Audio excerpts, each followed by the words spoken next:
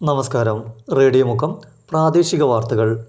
ഇന്ന് ചിങ്ങം 1 മലയാളിക്ക് പുതുവർഷാരംഭം. കക്കാടംപൊയിലിൽ ഇനി പോലീസ് നിരീക്ഷണം. പോലീസ് എയ്ഡ് പോസ്റ്റ് യാഥാർത്ഥ്യമായി. സ്കൂൾ പരിസരത്ത് അപകടകരമായ രീതിയിൽ വാഹനമോടിച്ച വിദ്യാർത്ഥികൾക്കെതിരെ കേസെടുത്ത് മുക്കം പോലീസ്. അമീബിക് മസ്തിഷ്ക ജ്വരം. താമരശ്ശേരി പഞ്ചായത്ത് പരിധിയിലെ ജലാശയങ്ങളിൽ ഇറങ്ങി കുളിക്കുന്നതിന് നിരോധനം.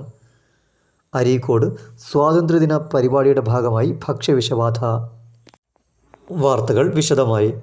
ഇന്ന് ചിങ്ങം 1 കർഷക ദിനം. മലയാളിയുടെ പുതുവർഷാരംഭത്തിന് റേഡിയോ മുക്കത്തിൻ്റെ ആശംസകൾ. കക്കാടംപൊയിലിൽ പോലീസ് എയ്ഡ് പോസ്റ്റ് യാഥാർത്ഥ്യമായി. കൂടരഞ്ഞി ഗ്രാമപഞ്ചായത്തിലെ കക്കാടംപൊയിലിൽ ആരംഭിച്ച പോലീസ് എയ്ഡ് പോസ്റ്റ് ഉദ്ഘാടനം തിരുവമ്പാടി നിയോജക മണ്ഡലം MLA ലിൻഡോ ജോസഫ് നിർവഹിച്ചു. ടൂറിസം കേന്ദ്രമായ കക്കാടംപൊയിലിൽ മുഴുവൻ സമയവും പോലീസ് സാന്നിധ്യമില്ലാത്തതിനാൽ ജനങ്ങൾക്കുണ്ടാകുന്ന പ്രയാസങ്ങൾ പരിഹരിക്കാനാണ് എയ്ഡ് പോസ്റ്റ് സ്ഥാപിച്ചത്. താമരശ്ശേരി DYSP സുഷീർ K അധ്യക്ഷനായി. Vadakara rural SP Baiju KE IPS മുഖ്യാതിഥിയായി. ചടങ്ങിൽ കൂടരഞ്ഞി ഗ്രാമപഞ്ചായത്ത് പ്രസിഡന്റ് ആദർശ് ജോസഫ്, ജില്ലാ പഞ്ചായത്ത് അംഗം ബോസ് ജേക്കബ്, വാർഡ് മെമ്പർ സീന ബിജു എന്നിവർ ആശംസകൾ അർപ്പിച്ചു. തിരുവമ്പാടി CI പ്രജീഷ് K സ്വാഗതവും പ്രിൻസിപ്പൽ SI രമ്യ IK നന്ദിയും പറഞ്ഞു. ന്യായമായ ആവശ്യമായതിനാൽ ഗ്രാമപഞ്ചായത്ത് തൽക്കാലത്തേക്ക് വിട്ടു നൽകിയ കെട്ടിടത്തിലാണ് ഇപ്പോൾ എയ്ഡ് പോസ്റ്റ് ആരംഭിക്കുന്നത്.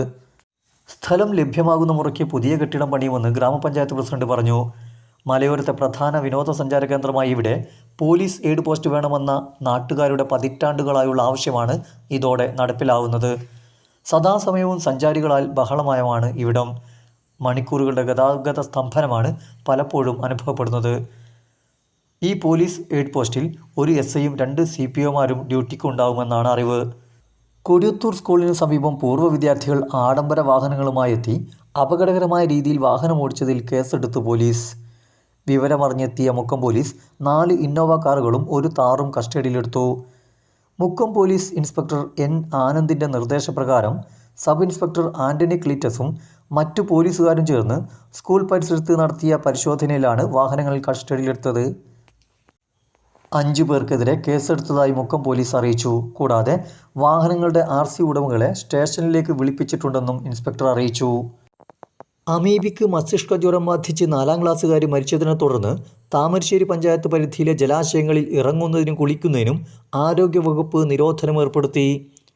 ജലാശയങ്ങളിൽ അമീബിക് സാന്നിധ്യമുണ്ടാവാൻ സാധ്യത ഉള്ളതിനാലാണ് നിയന്ത്രണം ഏർപ്പെടുത്തിയത്. ഇതേ കുളത്തിൽ മുമ്പ് കുളിച്ച കുട്ടികളുടെ വിവരം ആരോഗ്യവകുപ്പ് ശേഖരിക്കുകയാണ്. കുളത്തിൽ നിന്നും ശേഖരിച്ച ജലം പരിശോധനയ്ക്ക് അയച്ചു.